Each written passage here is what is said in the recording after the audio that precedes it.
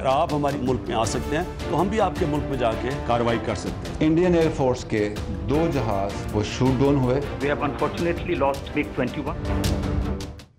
A very warm welcome to Newsline. मैं हूं doctor Maria Zulfikar Khan and Newsline Hum news is coming to you live from Nakyal sector. Sub sector है गोई और village है नदेरी। और इस वक्त मेरे साथ हमारे जो यहाँ पे एरिया के लोकल्स हैं वो भी मौजूद हैं। हमारे जो अपने कॉरेस्पॉन्डेंट्स हैं नुमान भी मौजूद हैं, मुबशिर भी हमारे साथ जो हैं वो मौजूद हैं। हमारे कॉरेस्पॉन्डेंट्स यहाँ पे मौजूद हैं, उनसे भी बात करेंगे। सारा दिन उन्होंने यहाँ पे गुजारा और जो यहाँ पे हमारे स्टेशन कॉरेस्पॉन्डेंट हैं उनसे पूछेंगे कि सिचुएशन किस तरह बदलती रही और जो यहाँ के मुकामी लोग हैं उनकी क्या मुश्किलात हैं। So without further due program start करते हैं। हमारे साथ आज हमारे साथ राब्ते में रहेंगे ब्रिगेडियर इमरान मलिक साहब, जनरल अमजद शुएब साहब और डॉक्टर रमेश कुमार साहब।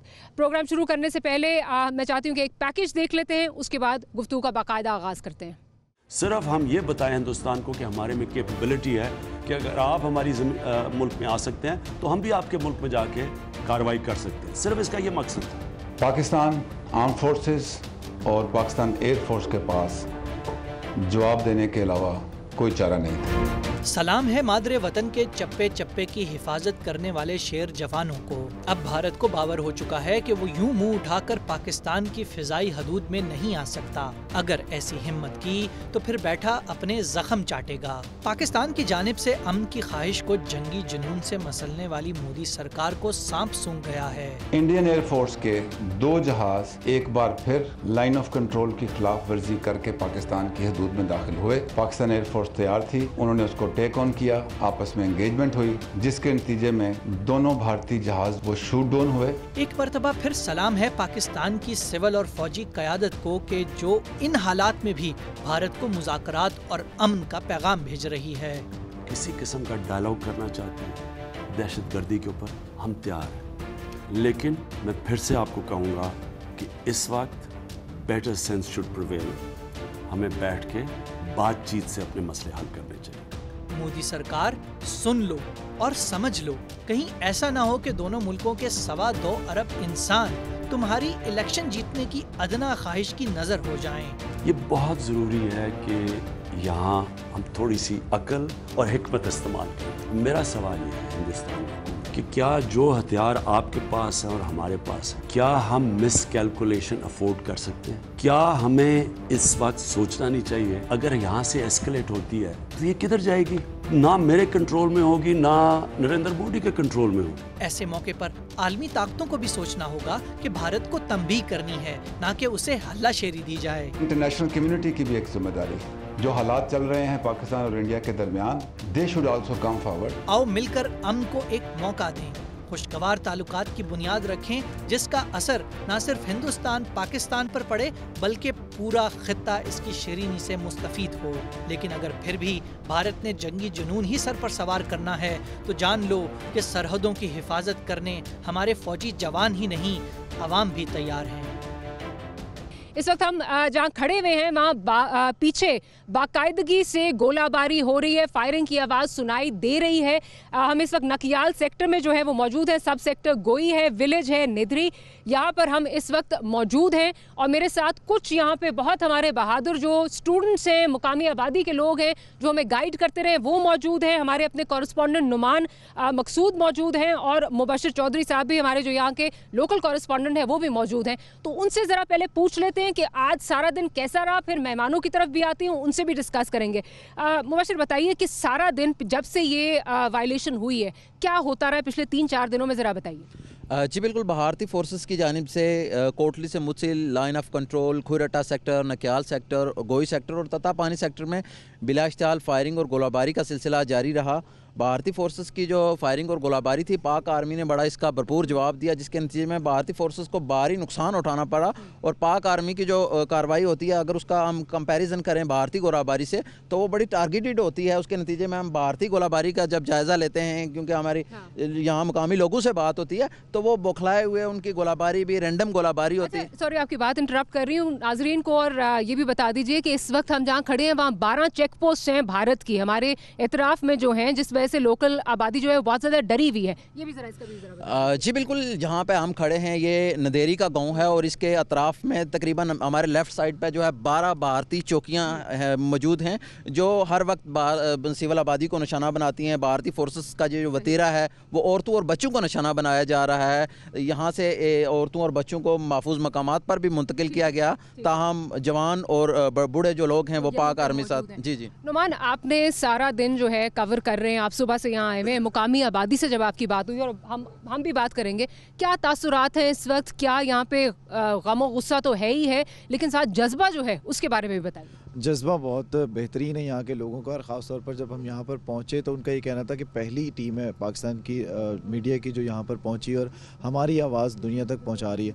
और दूसरा उनका ये कहना था कि जहाँ हम परेशान हैं वहीं हमारे अंदर एक इत्मीनान भी है कि पाक फ़ौज भरपूर जवाब दे रही है। और आज का जो पाक फ़ौज ने जो जवाब दिया है उसके ऊपर तो यहाँ पर बाकायदा लोगों ने नारे लगाए, जहाँ हम न्यूज़ के लिए नारे लगे। हाँ जी, और बहुत ज़्यादा, हाँ, जहाँ अब आप देख रहे होंगे कि जिस तरह से आवाज़ें आ रही फायरिंग की, उसी तरह से दिन में भी इसी तरह की आवाज़ें आती रही हमें, और पाक फ़ौज जो है वो भरपूर उनका जवाब देती रही है वक्तन फ़वक्तन। और उसके साथ साथ लोगों की नकल मकानी हमने बहुत ज़्यादा देखी। बाज़ार जहाँ बंद नज़र आए, जहाँ पर सारा बाज़ार, पूरे का पूरा बाज़ार, जिस जगह पर हम खड़े हैं यहाँ पर 150 से ज़ायद दुकानें। और हमारे अखब में ये कॉलेज है बहुत बड़ा, ये कॉलेज 2 दिन से बंद है। इम्तहानात होने थे, इम्तहानात मुलतवी हुए, लेकिन एक सड़क पे हमें ऐसी कोई गाड़ी नज़र नहीं आई जो यहाँ पर घूमने फिरने के लिए या शॉपिंग के लिए यहाँ पर लोग जा रहे। सिर्फ और सिर्फ हमें गाड़ियाँ वो नज़र आई जो यहाँ से नकल मकानी के लिए जा रहे थे। हमारे साथ ये लोकल जो हैं यहाँ पे मौजूद हैं, बहुत हमारे बहादुर ये जवान हैं, और मैं इनका स्पेशल थैंक यू करना चाहूँगी क्योंकि इन्होंने हमारी टीम को सारा यहाँ पे गाइड किया है। ज़रा इनसे पूछ रहे थे, बेटा इम्तिहानात हो रहे हैं तो अब वो भी पोस्टपोन हो गए हैं आप लोगों के, और अब क्या जो फैमिलीज़ हैं अंदर, फैमिलीज़ में क्या तासुर इस वक्त पाया जाता है? आपके जो पेरेंट्स हैं, डर खौफ है यहाँ पे? आप क्या सोचते हैं यहाँ पे कि ये मामला कहाँ जाके थमेगा? जी बिल्कुल, घर पे तो सब लोग डर जाते हैं जब गोलाबारी होती है। इसकी बड़ी वजह यह होता है, लेकिन अवाम में जज्बा बहुत है, अवाम नहीं डरते। हम सब इंडिया आर्मी पाक फौज के शाना बशाना खड़े रहते हैं। सबसे बड़ा जो मसला होता है गोलाबारी का, वो एजुकेशन का होता है। स्कूल बंद हो जाते हैं। मैं स्टूडेंट 9th क्लास का स्टूडेंट हूँ, जिसकी वजह से बोर्ड्स के पेपर हुए थे, वो भी शायद इसी जंग की वजह से मुतासर हूँ। सब एजुकेशन का सबसे बड़ा यहाँ पर मसला है। आप देख रहे हैं कि एजुकेशन, जिस तरह प्राइम मिनिस्टर साहब ने कहा था कि दोनों साइडों पे जो कोलैटरल डैमेज बनेंगे वो हमारे अवाम बनेंगे और उनकी ज़िंदगियाँ जो हैं वो मुतासर होंगी। मोदी साहब अपना इलेक्शन इस चीज़ पर लड़ना चाहते हैं, at the expense of their education. अच्छा, पाक फ़ौज ने आज बहुत अच्छा उनका जो है वो जवाबी कार्रवाई की, क्या तासुरात हैं आपके? ये तो पाक फ़ौज की बहादुरी है और हम सलाम पेश करते हैं उनकी बहादुरी को, और आने वाले वक्त में भी यही चाहते हैं कि ऐसी बहादुरी दिखाएं। आप लोगों ने आज देखा कि पाकिस्तान फ़ौज ने किस किस्म की जो कार्रवाई की, जवाबमर्दी का जो है वो सबूत दिया। क्या कहेंगे, आज आपका जज्बा बढ़ा ये देख कर कि क्या हो रहा है, भारत के साथ भी क्या हो रहा है? हमारा तो अपना तो झूठ सच करके हमारे सर पे वो उसको कोशिश करते रहते हैं कि हमें जो है वो दबाया जाए। सबसे पहले तो मैं ये कहूँगा कि मेरी तरफ से पाक फ़ौज को सलाम पेश करता हूँ, क्योंकि पाक फ़ौज ने आज जिस तरह का भरपूर जवाब दिया है, बहुत हमारे हौसले बुलंद किए हैं। यहाँ के लाइन ऑफ कंट्रोल के खासकर जवान लोगों के हौसले हम बुलंद हैं, हम क्योंकि पाक फ़ौज के साथ शाना बिशाना है, क्योंकि हम यहाँ लाइन कंट्रोल के करीब रहने वाले लोग हैं। क्योंकि काफ़ी गाँव हमारा आज खाली हो गया है, बहुत दिल के अंदर दुख भी होता है जब अपने गाँव को देखते हैं, पर पाक फ़ौज हमारे साथ है तो हम पाक फ़ौज के साथ हैं। हर बच्चा, हर नौजवान, हर औरत, हर माँ हमारी पाक फ़ौज के साथ है और सलाम पेश करती है जो आज भरपूर जवाब दिया है। बहुत शुक्रिया। आपने सुना कि जो लोकल इस वक्त आबादी है उसके क्या तासुरात हैं। बेशक आपका जो इस वक्त जज्बा है वो इनका जो है वो ख़त्म नहीं हुआ, बेशक मुश्किल हालात हैं, लेकिन जज्बा इस वक्त जो है वो आप देख रहे हैं पाक फ़ौज में कितना कॉन्फिडेंस है और क्या उनका कहना है। जनरल अमजद शुएब साहब भी हमारे साथ मौजूद हैं और डॉक्टर रमेश कुमार साहब भी मौजूद हैं। दोनों मेहमानों का बहुत बहुत शुक्रिया। अमजद साहब से शुरू करूँगी। जनरल साहब, इस वक्त जो हम देख रहे हैं, जो भारत का ख्याल था कि जो एक वो कार्रवाई करेगा, जिस तरह लास्ट टाइम सर्जिकल स्ट्राइक का उन्होंने ड्रामा किया, उसके बाद पाकिस्तान की तरफ से कोई कार्रवाई नहीं हुई, तो दे टुक अस फॉर ग्रांटेड। अब जो आज ये हालात बने हैं, इसके बाद आप क्या देखते हैं कि क्या प्राइम मिनिस्टर साहब की जो ऑफ़र थी, पीस की ऑफ़र थी, क्या उसको संजीदगी से लिया जाएगा? बिस्मिल्लाहिर्रहमानिर्रहीम। देखिए, जहाँ तक प्राइम मिनिस्टर की ऑफर का ताल्लुक है, हमारे ऑफर में बड़ी कंसिस्टेंसी है कि जो तकरीर प्राइम मिनिस्टर ने पहले की तकरीबन वही कुछ अब कहा, और उस वक्त भी एक अमन का पैगाम था, एक भारत से एक तरह की गुजारिश थी कि भाई आप इस तरह ना जाएं, इस तरफ जंग की तरफ ना कदम बढ़ाएं। लेकिन भारत के ऊपर तकब्बर, गरूर और एक जैसे मस्त हाथी बिहेव करता है, वो इस तरह कर रहे थे। और जवाब ये मिलता था कि नहीं, अब बातचीत नहीं हो सकती, अब तो एक्शन होगा और पाकिस्तान को मज़ा चखाएंगे, पाकिस्तान को सबक सिखाएंगे। ये वो चीज़ें हैं जिसने भारत के अवाम को भी गलतफहमी में डाला। उन्होंने भी ये समझना शुरू किया कि जो हमारे लीडर ये बातें कर रहे हैं, वाकई पाकिस्तान तो गालबन ज़मीन पे रेंगने वाली एक चींटी है और हम उस पर पाँव रखेंगे तो ये मारे जाएंगे। अब ये वो चीज़ है, ये गलतफहमियाँ हैं जो कोहता नज़र लीडरशिप जो है वो अपने अवाम में पैदा करती है, फिर अवाम का प्रेशर आना शुरू होता है। अब जब ये हकायक सामने आए हैं उस वक़्त के और आज का फ़र्क ये है कि उस वक़्त पाकिस्तान ने अमन का पैगाम यूनाइटेड नेशन में भी दिया, उनके सेक्रेटरी जनरल को कहा, P5 के सारे मुल्कों के सब जो सफ़ीर हैं यहाँ पे उनसे भी कहा, और भी अपील की कि जी अमन की तरफ जाए, हमें डीएस्केलेट करना चाहिए, जंग नहीं करनी चाहिए। लेकिन इस चीज़ को भारत समझता था कि ये पाकिस्तान की कमज़ोरी है, ये अमन की भीख मांग रहे हैं, ये दुनिया में जा के जो अमन की बात कर रहे हैं, ये दर हकीकत इनको खौफ है कि भारत खा जाएगा। अब ये सूरत बदल चुकी है। उस वक्त तवज्जो नहीं दी गई अमन की अपील पे, लेकिन अब उनको ये चीज़ सोचनी होगी। अब नजर आ गया कि ये अमन की भीख नहीं, ये अक्लमंदी का तकाजा है, ये होशमंदी है कि आप अमन चाहते हैं, आपके पास सब कुछ, हाँ आपके पास सब कुछ है, आप दिफा कर सकते हैं, आप भारत को सबक सिखा सकते हैं, लेकिन उसके बावजूद आपकी ख्वाहिश ये है कि खित्ता आप अक्लमंदी की बात करें, आपकी ख्वाहिश ये है कि खित्ते के लिए, हमें तारीख ने सिखाया, खित्ते के हालात खराब ना। जनरल साहब अगर इजाजत दीजिए, जनरल साहब अगर इजाजत दीजिए, जनरल साहब अगर इजाजत दीजिए, मैं जरा डॉक्टर साहब की तरफ भी जाऊं। डॉक्टर रमेश कुमार साहब, आप भी एक अमन का पैगाम लेकर जो है वो भारत की जानिब गए, आपने प्राइम मिनिस्टर साहब का पैगाम भी दिया, लेकिन उस वक्त आपको you got a very cold response from the Indian side. मुझे ये बताइए कि आज सुषमा स्वराज साहिबा जो हैं वो चाइना में थी और जो उन्होंने तकरीर की उसमें उन्होंने ये कहा कि भारत एस्केलेशन, मजीद कशीदगी नहीं चाहता। क्या आप समझते हैं, क्या अब आपको लगता है कि कुछ होश के नाखून भारत लेगा? ये जो दांत खट्टे किए हैं पाक आर्मी ने, पाक एयरफोर्स ने, उसके बाद कुछ होश के नाखून लेगा और आपकी जो ये आप मैसेज लेके गए थे उस पर एक्चुअली गौर किया जाएगा? डॉक्टर मारिया, पहले तो मैं आपको सलाम पेश करूंगा कि आज उस बॉर्डर में उन तकलीफ़ में जो लोग हैं, जिस टेंशन में आज अकेली और आप उधर खड़ी हैं और उनके साथ, और आज पहले दिन के ऊपर इस टेंशन में, तो आपको सलाम। दूसरी चीज़ ये कि मैं वहाँ पे जब गया तब भी सूरत हाल बहुत ज़्यादा टेंशन में थी। सूरत हाल टेंशन के बाद, कंसल्टेशन के बाद मुझे इजाज़त मिली कि नहीं आप जाएँ और पीस का मैसेज दें। पीस का मैसेज मैंने प्राइम मिनिस्टर को भी दिया, नरेंद्र मोदी को। मैंने सुषमा स्वराज के साथ मेरी 1-on-1 मुलाकात में बहुत सारी बातें डिस्कस हुई। उस टाइम पे मैंने, उससे पहले जब वीके सिंह मेरे साथ था, तब मैंने उनको एक साहिर लुधानवी जो है उसका एक मैंने उनको शेर जो है वो सुनाया था। वो भी मैंने उनको सुनाया था कि वो जंग जो है ना वो मसला नहीं होता है। वो अगर कहें तो मैंने जो सुनाया था वो भी आपको मैं पढ़ के बताऊँगा। तो उस टाइम पे काफ़ी माहौल को मैंने ठंडा किया, काफ़ी माहौल को मैंने ठंडा किया, मीडिया को ठंडा किया, सोशल मीडिया को ठंडा किया, इवन गवर्नमेंट थोड़ी सी ठंडी हुई। नरेंद्र मोदी ने फिर राजस्थान में जाके स्पीच भी वो की, थोड़ा सा फिर अपोजिशन की तरफ से भी उनके ऊपर क्रिटिसिज्म आया कि वहाँ से आप हमें बोल रहे हैं कि हमें जवाब देना है और यहाँ से जो है वो आप पार्लियामेंटेरियन को बुला के ये कर रहे हैं। एक उनके ऊपर भी प्रेशर था। मगर आज भी मैं समझता हूं कि प्राइम मिनिस्टर इमरान खान साहब ने आज भी कौम के दिल जीत लिए कि इस टेंशन की सूरत हाल में एक तरफ हमारी पाक फौज ने जो जवाब दिया, वो उनको पता चल गया कि जो डॉक्टर रमेश ने बातें की थी कि पाकिस्तान की फौज जो है वो 6 लाख नहीं है, 22 करोड़ फौज है और आपको नुकसान आपका होगा। इस वजह से आप जंग की सूरत हाल में नहीं जाएं। एक मैंने ये बात की थी। और दूसरा ये कि जंग मसलों का हल नहीं होता है। मैंने फ्रांस, जर्मनी, कोरिया, ये बहुत सारे उनको एग्जाम्पल बताए। तो आज अगर दोबारा उस पहलू के ऊपर आते हैं प्राइम मिनिस्टर की स्पीच के सुनने के बाद, हमें भी उनको वेलकम करना चाहिए, क्योंकि अमन के रास्ते टास से ही हल होते हैं, ये जंगों से हल नहीं होती हैं। अगर जंग होगी, और जंग के भी कानून होते हैं, 10 पॉइंट एजेंडा होती है, यूएसए ने बनाई थी, फिर यूके ने वार की जो एक पॉइंट बनाई थी। ऐसे नहीं होते हैं कि आम पब्लिक को इस तरीके से जो है वो टारगेट बनाया जाए और आम पब्लिक इस तरीके से जो है वो परेशान हो। मैं नहीं समझता हूं कि ये जंग के भी कोई तरीके होते हैं। ठीक है, बिल्कुल। जनरल साहब की तरफ जाऊंगी। जनरल साहब, अगर कहा जाए ये टिट फॉर टैट रिएक्शन था पाकिस्तान का और पाकिस्तान ने एक जवाब दिया है भारत को, तो ऑब्वियसली गलत नहीं होगा।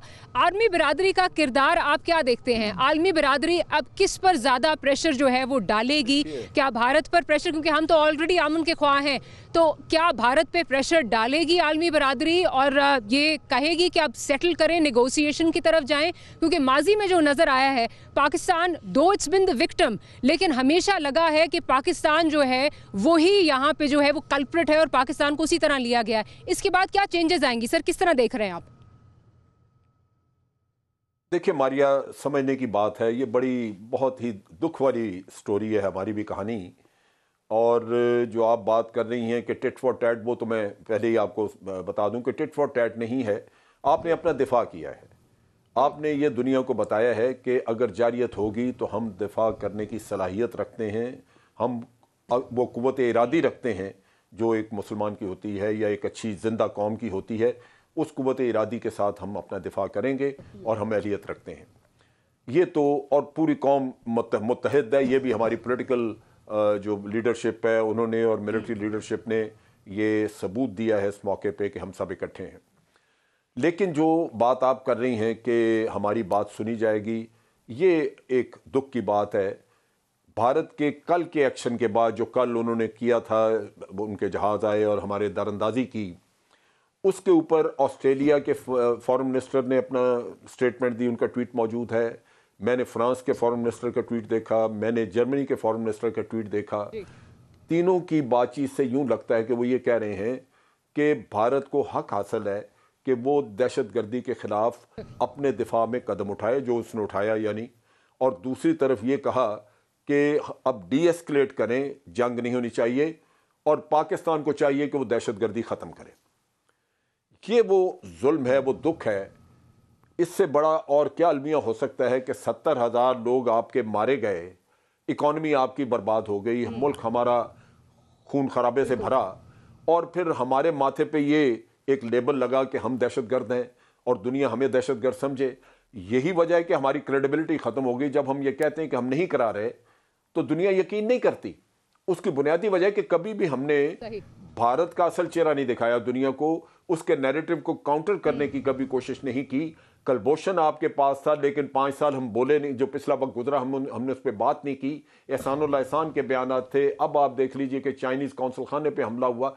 कौन सी चीज़ है जिसका सबूत नहीं है आपके पास? लेकिन हुकूमतों ने एक ऐसी बहुत ज़्यादा एक्टिव हो के बात नहीं की, और बल्कि यहाँ तक कहा कि हमें क्या बॉम्बे में ये लोग भेजने चाहिए थे। यानी अगर आप अपने आप को खुद दुनिया के सामने मुजरिम गर्दान के पेश करेंगे, ठीक है, तो फिर साहब ये मैंने बातें की थी वहां पे, जब उन्होंने मेरे साथ ये बातें शेयर की, तब उनको मैंने काउंटर करने के लिए मैंने कहा ये मैं वहां पे रहता हूं, 17 साल से पॉलिटिक्स कर रहा हूं, और ये सारी चीजें जो आप गिनवा रही हैं और वो चीजें वहां पे बलोचिस्तान में भी हैं, कलभूषण भी हैं, ये सारी चीजें हैं। मैं समझता हूं कि माजी सीखने के लिए होती है, रहने के लिए नहीं होती है।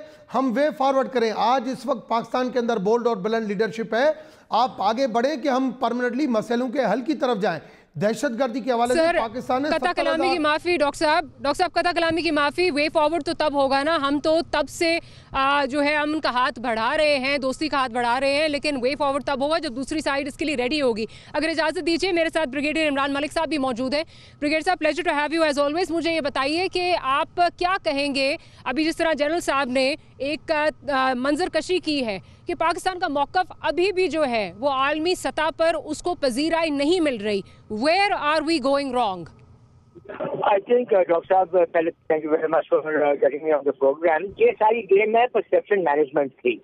हिंदुस्तान ने पाकिस्तान के बारे में एक परसेप्शन इंटरनेशनलाइज किया है, जिसके तहत वो पाकिस्तान को as a state sponsoring terror के तौर पर उसने इंट्रोड्यूस कराया है, और इसी चीज़ के ऊपर वो हैमर करते रहे थ्रू आउट। उसके बाद जो उन्होंने अभी ये आज़ाद कश्मीर में उन्होंने जो एक्टिविटी की है, उसका उन्होंने बयानिया ये बनाया है, नैरेटिव उनका ये है कि जी हमने तो एक टेररिस्ट कैंप है उसके ऊपर हमने हमला किया है और हमने उसको तबाह किया है। तो ये तो उनका और उनका मीडिया जो है, उनकी डिप्लोमेटिक कम्युनिटी जो है उनके लिए डिप्लोमेटिक ऑफेंसिव है, वो इसी परसेप्शन को मेंटेन करने में और उसको फर्दर करने में लगा हुआ है। तो जहाँ तक बात पाकिस्तान की है, तो पाकिस्तान जैसे अभी और स्पीकर्स ने भी कहा कि हमने उस तरह से अपने इमेज को बेहतर करने की वो कोशिश नहीं की। हमारी साइड की स्टोरी गई ही नहीं बाहर। जब फॉरेन मिनिस्टर नहीं था तो हमारी स्टोरी कौन बाहर देता? तो बहरहाल अब जो हालत है वो ये है कि इस इंसिडेंट के बाद और पाकिस्तान के रिएक्शन के बाद हिंदुस्तान का चेहरा अब खुलकर सामने आ रहा है। तो अभी हमें ये चाहिए कि इसके ऊपर कैश करें, इसके ऊपर कैपिटलाइज करें। हम ये दुनिया को बताएं कि पुलवामा का जो ऑपरेशन था वो फॉल्स फ्लैग ऑपरेशन था। वो मोदी साहब ने गुजरात की अपनी जो एक बिल्कुल बेईमाना किस्म की कार्रवाई थी जिसमें 2000 मुसलमान मारे थे, उसी ट्रेडिशन को उन्होंने कायम दायम रखा है। और ये वो वाहिद प्राइम मिनिस्टर है जिसने अपने ही फौजियों को मारकर अपनी जो इलेक्शन कैंपेन है उसको आगे बढ़ाने की कोशिश की है। और उन्हीं के खून के ऊपर इसने फिर ये एक कार्रवाई की है कि पाकिस्तान के अंदर उसने हमला किया है और पूरे 1.5 billion people of the Indo पाक सब कॉन्टिनेंट को वो जंग में झोंक रहा है। तो ये इसका चेहरा जो है प्राइम मिनिस्टर मोदी का और इंडियन जो साइकी है इसको अब दिखाने की जरूरत है। तो मेरे ख्याल में Pakistan doesn't have to be defensive. Brigadier Sahab, well said, and this is a debate. I think Brigadier Sahab, माजरत के साथ, I think this is a debate that we've been having for the last many years. और इसी को हम 5th generation warfare कहते हैं, जिसमें भारत को पजीराई मिल रही है और पाकिस्तान को उस तरह नहीं मिल रही है। मुझे कहा जा रहा है एक ब्रेक की तरफ गालिबन हमें जाना है। ब्रेक से जब वापस आते हैं तो गुफ्तगू को यहीं से कंटिन्यू करेंगे और जो पाकिस्तान ने आज फौजी कैप्चर किया है, जो भारत से आवाज़ें लेकर आ रही हैं कि शायद उसे किसी बारगेनिंग चिप के तौर पर इस्तेमाल किया जाएगा, that and much more right after short break.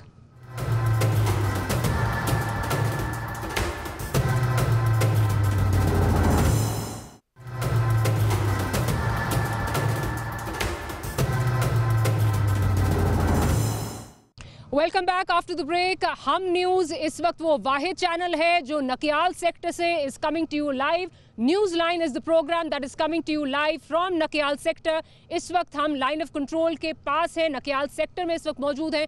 हमारे पीछे जो है वो गोलाबारी की कॉन्स्टेंटली आवाज़ें आ रही हैं और हम यहाँ पर मौजूद हैं। मेहमान भी हमारे साथ मौजूद हैं। जनरल साहब की तरफ दोबारा जाऊँगी। जनरल साहब, जो ये बात की जा रही है इंडियन मीडिया में कि गालिबन पाकिस्तान जो है वो जो पायलट है, इंडियन एयरफोर्स का पायलट है, उसे एज अ बारगेनिंग चिप इस्तेमाल करना चाहता है, सर क्या कहेंगे इस पे? बारगेनिंग किस चीज़ के लिए? एक बड़ी सीधी सी बात है कि आपने जहाज़ गिराया अपने इलाके में, हमारे इलाके में जहाज़ गिरा और जो उसका पायलट इजेक्ट हुआ, 2 पायलट हैं, क्या उनको गिरफ्तार न किया जाता? ये तो बड़ी सीधी सी बात है। इसमें बारगेनिंग किस बात की? और हमारा क्या है इंडिया के पास जिस पे हमने बारगेन करना है कि जी ये चीज़ हमें दे दें और ये ले लें? तो मेरा ख्याल है कि ये बिल्कुल ऐसे ही भारतीय मीडिया जो है वो जैसे पहले भी बिल्कुल एक हवाई बातें करता रहता है, वो ही मेरा ख्याल है आज भी उन्होंने किस्सा छेड़ा हुआ है। इसमें कोई बारगेनिंग वाला किस्सा नहीं है, यकतरफा है। हमारे पास उनके 2 पायलट ये मौजूद हैं, कुलभूषण भी मौजूद है। ये सिर्फ दुनिया को दिखाने के लिए मौजूद हैं कि ये वो लोग हैं जिन्होंने जारियत की, हमारे इलाके में थे, हमने मार गिराया, हमने अपने दिफा का हक इस्तेमाल किया और ये कैदी हैं हमारे। तो इसमें मेरा ख्याल है कोई ऐसी बारगेनिंग की बात नहीं है। अलबत्ता ये ज़रूर है कि इस चीज़ को हमें इस्तेमाल करना चाहिए। हमें ज़रूर इंटरनेशनल कम्युनिटी को इनके इंटरव्यू दिखाना चाहिए। देखिए उसका पायलट का इंटरव्यू भी आया है जिसमें बड़ा एक आप देख लीजिए कि महज़ब तरीके से सलूक किया जा रहा है उसके साथ, उसको मॉब के जुल्म से भी बचाया गया है।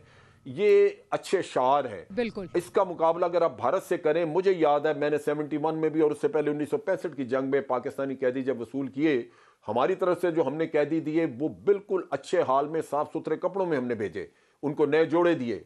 लेकिन जो भारत की तरफ से आए वो अपहाज थे, उन पे ऊपर इतनी ज्यादती, इतना तशद्दुद किया गया हुआ था कि लोग बिल्कुल यानी बाज के आज़ा शल हो चुके थे, आज़ा खराब हो चुके हुए थे और ये उनका वतीरा था। और आज भी आप देख लीजिए उनका माइंड सेट ये है कि आपका कोई नाम ले ले, मुसलमान होना या कश्मीरी होना या पाकिस्तानी का लफ्ज़ कह दिया जाए कि ये पाकिस्तानी है, तो आप देखें कि क्या हाल करते हैं। वहाँ पे कश्मीरी जो इन्हीं के स्कॉलरशिप के ऊपर पढ़ने गए हुए हैं उनकी यूनिवर्सिटियों में, उनको निकाल निकाल के मारा जा रहा है, हालांकि उनका कोई कसूर नहीं है। तो भारत में मोदी ने अपने आने के बाद से जो नफरत फैलाई है सोसाइटी में, ख़ास तौर पे माइनॉरिटीज़ के ख़िलाफ़, वो मैं समझता हूँ खुद भारत के लिए अजाब बनेगी, खुद भारत को अंदर से एक्सप्लोड करेगी। लेकिन उसका नुकसान ये हुआ है कि पाकिस्तान के साथ कोई होशमंदी का सबूत नहीं दिया जा रहा। जो अमन की बात करनी चाहिए थी, जो पाकिस्तान के साथ बातचीत के जरिए मामला हल करने चाहिए थे, ये इस माइंडसेट की वजह से, उस तकब्बर की वजह से आप बिल्कुल उस तरफ नहीं आ रहे, और आप देख लीजिए कि माहौल खराब है और आप जंग के दहाने पे खड़े हैं। बिल्कुल ठीक कह रहे हैं आप। डॉक्टर साहब की जानिब जाऊंगी। डॉक्टर साहब, मुझे ये बताइए कि अब जिस किस्म का, क्योंकि ऑब्वियसली ये जंगी जुनून जो है, बहुत देर से लोग इस बारे में जो है वो पॉइंट आउट कर रहे थे। गालिबन 6 महीने पहले एक इंडियन जो प्रोफेसर हैं उन्होंने अपना एक बाकायदा ट्वीट भी की, और बहुत सारे और आर्टिकल्स भी इस तरह मौजूद हैं। शाह महमूद कुरैशी साहब कहते हैं कि उन्होंने सर्गी लेवरोव से जो है वो बात की और उनसे उन्हें बताया कि हमें खदशा है, हमें डर है कि इलेक्शन से पहले मोदी सरकार ये कोई काम कर सकती है। तो मुझे ये बताइए कि अब जब ये सारा काम हो गया है, इलेक्शन के लिए ही हुआ है, लेकिन जिस तरह ये भांडा फूट रहा है कि क्या किया है, किस तरह किया, अंदर से आवाजें इंडिया की निकल रही हैं, आप मोदी के चांसेस क्या देखते हैं? आपकी पल्स जो है वो आपका हाथ रहता है इंडियन पल्स पे, मुझे बताइए कि क्या देख रहे हैं वहां पे, क्या आप समझते हैं कि चांसेस क्या है मोदी के जीतने के? How do you see it? देखिए मारिया, पहली चीज़ तो ये कि भारत के अंदर जो इलेक्शन होती है वो ज़्यादातर तो देखते हैं कि उनकी पॉलिसी इकोनॉमी के हवाले से क्या है और उन चीज़ों के ऊपर, और दूसरी होती है पाकिस्तान बैशिंग के ऊपर। लास्ट इलेक्शन जो हुई थी वो पाकिस्तान बैशिंग के ऊपर मोदी ने जीती थी, मगर ये जो 5 साल है, इस 5 साल के अंदर जो है वो, मैं अगर न्यूट्रल बात करूं तो उसने इकोनॉमी को और इंडिया को जो है ना इकोनॉमिकली मजबूत किया है। तो इस वजह से जो बिज़नेस कम्युनिटी है जो इंडिया के साथ है वो इस वक्त भी उनके साथ है। मगर दूसरी चीज़ ये कि ये पाकिस्तान के साथ बैशिंग में जो है ना वो नुकसान है, क्योंकि लोग अब पाकिस्तान के साथ बेहतरी के तलका, दोस्ती के तलका चाहते हैं, इंडिया के भी चाहते हैं, पाकिस्तान के भी चाहते हैं। अगर पाकिस्तान के ये अगर सोच की जाए कि ये जो लड़ाई है वो मोदी के फेवर में जाएगी, मैं नहीं समझता। ये लड़ाई जो है कि भाई पाकिस्तान के साथ बैशिंग, वो वक्त 5 साल पुराना था। हाँ, अगर फ्रेंडशिप के माहौल में, और ये मैंने सुषमा जी को भी कहा, सुषमा जी को मैंने कहा कि मैं भी आता जाता रहता हूँ, मेरी भी एनालिसिस होती है, मैं भी एक एनालिस्ट हूँ, मैं समझता हूँ उन चीज़ों को। आपको नुकसान है, उन्होंने भी कहा कि हमें बिल्कुल, हम समझते हैं कि वो 5 साल की जो है वो 5 साल की सूरत हाल और थी और अभी की सूरत हाल और है, तो ये तो समझना चाहिए उसको। दूसरा, मैं आज फिर दोबारा तारीफ करना चाहूँगा DG ISPR का, कि DG ISPR ने जिस महज़ब लैंग्वेज का इस्तेमाल किया कि मैंने इस तरीके से लेके आया, CMH लेके आया और जो जवाब दिया। और दूसरा, मैं तारीफ़ करना चाहूँगा ऑनरेबल प्राइम मिनिस्टर का कि आज भी इतने बड़े रिएक्शन के बाद वो खुशी नहीं थी, उसने कहा हमने रिएक्शन दिया है मगर हम ये नहीं चाहते, हम आज भी अमन चाहते हैं। तो कम से कम पॉजिटिव, लोग नेगेटिव मैसेज का भी पॉजिटिव जवाब देते हैं, मगर ये तो पॉजिटिव का पॉजिटिव जवाब की एक्सपेक्टेशन होनी चाहिए। अमजद शोएब साहब ने बहुत अच्छी बात की, डिप्लोमेसी की। आज हमें सबसे ज़्यादा फोकस करना चाहिए डिप्लोमेसी के ऊपर, क्योंकि डिप्लोमेसी में पहले तो हम बहुत पीछे रहे हैं, मगर इस मरतबा हमें डिप्लोमेसी को फोकस करना चाहिए कि हमें किस तरीके से पाकिस्तान की जो 70,000 जाने जो हमने यहाँ पे दहशतगर्दी के हवाले से दिए, ये दहशतगर्दी पाकिस्तान की नहीं थी, ये भी इंटरनेशनल दहशतगर्दी थी। हाँ, हमारे उसमें कसूर है कि हमने दूसरे की दहशतगर्दी अपने मुल्क के अंदर लेके आए हम, मगर ये पॉलिसीज़ क्या थी, किसकी वजह से? आज उन मुल्कों से हमें सपोर्ट मांगनी चाहिए कि हमने ये दहशतगर्दी में कुर्बानियाँ दी, और ये मैंने उधर भी बात की। मैं आज भी कहता हूं कि वहां पे भी अगर वो कहते हैं कि हमें पीस चाहिए, यहां पे भी कहते हैं पीस चाहिए, तो कम से कम वहां के मैं एक इल्तिजा करूंगा कि अब आपने जो किया, माजी को छोड़ के आगे बढ़ें, प्राइम मिनिस्टर की स्पीच को लब्बे कह के आगे बढ़ें, नहीं तो ये वक्त हाथ से गुजर जाएगा और आप आखिर में पछताएंगे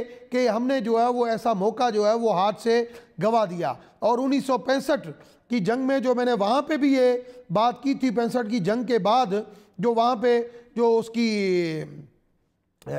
शायर की, वो आज भी मैं दोबारा वो दोहराऊंगा कि जंग तो खुद ही एक मसला है, जंग क्या मसलों का हल देगी, आग और खून आज बख्शेगी, भूख और एहतजाज कल देगी।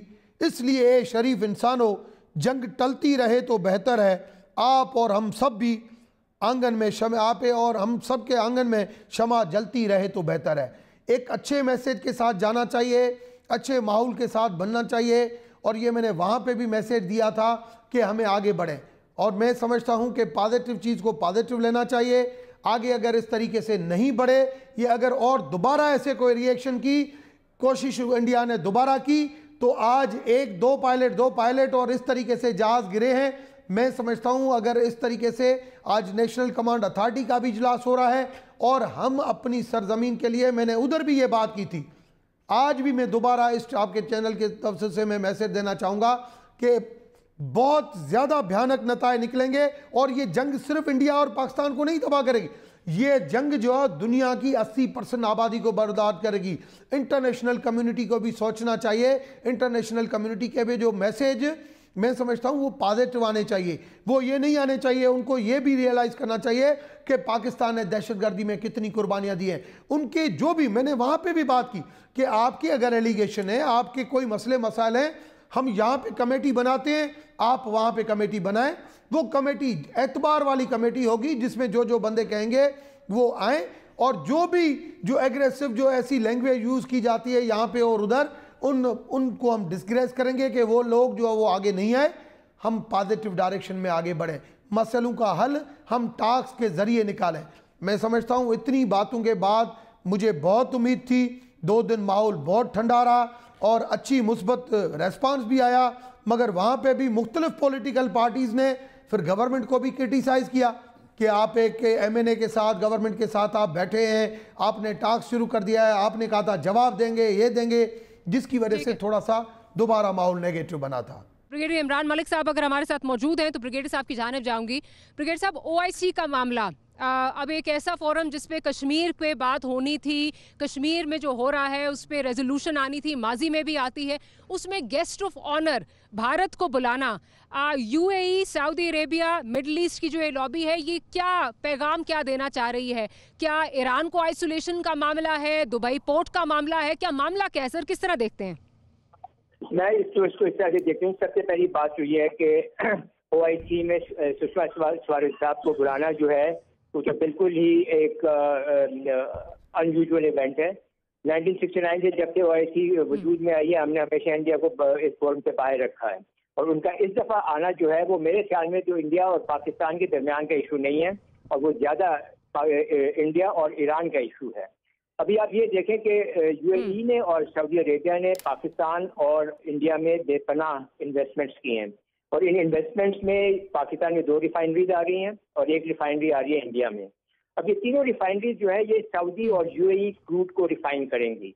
ये डोमेस्टिक पर्पसेस के लिए भी इस्तेमाल होंगे और एक्सपोर्ट में होंगे, और पाकिस्तान से ये एक ऑयल पाइपलाइन के थ्रू वेस्टर्न चाइना में भी जा सकते हैं। तो एक कोशिश अरब कंट्रीज की ये हो सकती है कि वो इंडिया को वो ईरानियन ऑयल से वीन अवे कर लें, उसको ईरानियन ऑयल इंपोर्ट से अलग कर दें, और उसकी जगह ईरान को आइसोलेट करते हुए इंडिया को ख़ास तौर पर सऊदी या UAE के ऑयल के ऊपर वो ले आए।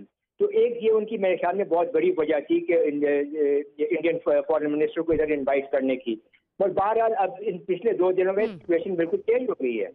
हिंदुस्तान ने एक फाउंडिंग मेंबर ऑफ OIC को अटैक किया है, और उसकी वजह से मेरे ख्याल में OIC को एक यूनाइटेड स्टैंड लेना चाहिए पाकिस्तान की सपोर्ट में, और पाकिस्तान की सपोर्ट में उनको ये काम करना चाहिए कि फॉरेन मिनिस्टर इंडिया का जो इन्विटेशन है उसको कैंसिल करना चाहिए, और अगर वो कैंसिल नहीं करते तो पाकिस्तान को फिर बॉयकॉट कर देना चाहिए OIC की इस सेशन का। साहब, कता कलामी की माफी, आपने बिल्कुल आपने सही फरमाया कि कता कलामी की माफ़ी ब्रिगेडियर साहब, मामलात बेशक बदल गए हैं, सिचुएशन बदल गई है, लेकिन OIC की प्रेस रिलीज जो आई है वो भी आपने देखा है उनकी तरफ से क्या जो आ रहा है।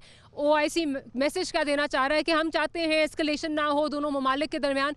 कोई ये बात नहीं हो रही कि भारत को जो है कोई भारत की सुबकी हुई है या भारत को कुछ जो है वो मैसेजिंग की गई हो, बड़ा रवायती सा एक मैसेज गया है, तो उसके बावजूद भी you expect something from OIC? नहीं, I don't expect anything from them. और अगर वो पाकिस्तान को सपोर्ट नहीं करते इस इशू में, So why do we need to be in the OIC? Pakistan is a nation of 220 million people. हम एक न्यूक्लियर पावर है, सेल्फ रिस्पेक्टिंग नेशन है, और अगर वो ये इस तरह से पाकिस्तान को ट्रीट करे, Pakistan can not be pushed around like this.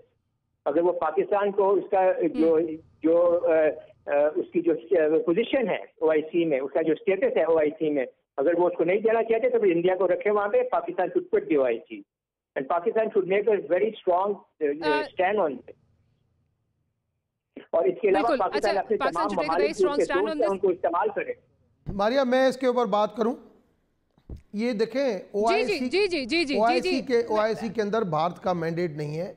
मैं समझता हूं और किसी मतलब की वजह से इस टाइम पे वहां पे OIC के अंदर बुलाना ये बिल्कुल गलत है. हमें सबसे ज्यादा इसको फोकस करना चाहिए, क्योंकि इस वक्त सऊदी ये पूरा जो ग्रुप है. डॉक्टर साहब कता कलामी की माफी, आप बिल्कुल सही कह रहे हैं कि इसका कोई ऑल्टरनेटिव, जिस तरह ब्रिगेडी साहब ने पॉइंट आउट किया है, कोई ऑल्टरनेटिव रीज़न है, कोई और रीज़न है. लेकिन यहाँ पे ये देखना बहुत ज़रूरी है कि जब कश्मीर पर बात होनी थी और माजी में भी कश्मीर से रेजोल्यूशंस आई, इंडियन जो अपोजिशन पार्टीज़ हैं उन्होंने बीजेपी को बहुत ज़्यादा क्रिटिसाइज़ किया कि एक ऐसा फोरम जहाँ से हमेशा कश्मीर के हवाले से हमारे खिलाफ चीज़ें आती हैं, आप वहाँ जा रहे हैं और क्यों जा रहे हैं. दैट मीन्स उनको ये कॉन्फिडेंस कहीं से मिला है. उनको ये बताया गया था कि शायद कश्मीर पर उस तरह बात नहीं होगी, पाकिस्तान की सुबकी होगी, आपकी नहीं होगी. देखिए, बात आप सही कह रही है, मगर इस वक्त जो टेंशन जो क्रिएट है, हमें अपनी डिप्लोमेसी को थोड़ा सा एक्टिव करना चाहिए. हम फाउंडर मेंबर भी हैं, और इस स्पेशली इस जो ममालिक यहाँ पे इन्वॉल्व हैं OIC के अंदर, उनके साथ हमें लॉबी करनी चाहिए कि ये टाइम नहीं है. और इस प्लेटफार्म के ऊपर अगर आके फिर जैसे अक़वाम मुत्तहिदा का सुषमा जी को जब प्लेटफार्म मिला था, जिस तरीके की तकारीर हुई थी, ऐसी तकारीर, वो मकसद और होगा, मगर इस प्लेटफार्म के ऊपर उसकी शुरुआत और होगी, क्योंकि इस वक्त उसका टारगेट क्या है, भारत के हवाले से भी ये चैलेंज लगा हुआ है. तो मैं समझता हूँ हमें ये टारगेट सेट करना चाहिए हमारी फॉरेन ऑफिस को, कि हमें OIC के सारे मेंबरान से इंडिविजुअली बात करनी चाहिए कि हम फाउंडिंग मेंबर में हैं, और ये अगर आप इस तरीके से, तो हम आपके साथ हम नहीं रहेंगे, और हमारे पास एक जवाज़ है, और इसको एक मरतबा अगर ये कैंसिलेशन हो जाती है तो ये भी बहुत बड़ी फतेह हो जाएगी, और ये बहुत बड़ा एक जो है वो हमें चांस जो है. नहीं तो, और ऐसे नहीं तो उनको हम बोलेंगे हम बायकाट कर देंगे, तो बायकाट से फ़र्क नहीं पड़ेगा. बायकाट हम करेंगे, उनको खुला मैदान मिल जाएगा, जो उनको बोलना होगा सारे मुल्क सुन के चले जाएंगे. डॉक्टर साहब जरा ये बताइए कि हम ये सुनते आ रहे हैं कि जी OIC से हम कुछ मस्बत जो है वो एक्सपेक्टेशंस हैं. सर आ रही हूँ, एक सेकंड आ रही हूँ आपकी तरफ, कि मुस्बत एक्सपेक्टेशंस हैं. शाह महमूद कुरैशी ने भी कहा कि अगर इसको कैंसिल नहीं किया गया सुषमा स्वराज की इन्विटेशन को, तो हम नहीं आएंगे. जवाब क्या मिला है सर, ये बता दीजिए, फिर जनरल साहब की तरफ भी जा रही हूँ. अब तक जवाब नहीं आया? नहीं, मेरे ख्याल में अभी ऐसे कोई मेरी नॉलेज में नहीं आया है.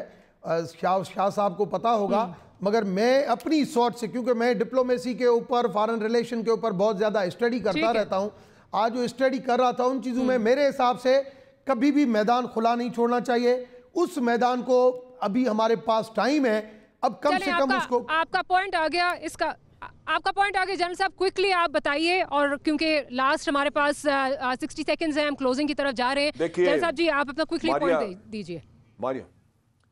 मारिया, बात ये है, जिन मुल्कों ने स्पॉन्सर किया है और उनको बुलवाया, इनवाइट किया, उसमें पेश है UAE और सऊदी अरेबिया. आप दोनों से कर्ज ले रहे हैं, दोनों से मदद ले रहे हैं, और आप उनको आंखें भी दिखाना चाहते हैं. ये आपसे हो नहीं सकेगा, नहीं हो सकता. इसके मुकाबले में, इसके बजाय आपको जाना चाहिए वहां पे, कंडेम करना चाहिए इनके स्टेप को, बताना चाहिए कि कश्मीर में मुसलमानों के साथ क्या हो रहा है, और ये भी वहां बताना चाहिए कि आप OIC की यूनिटी जो है उसको दांव पे लगा रहे हैं सिर्फ अपनी इस हरकत की वजह से.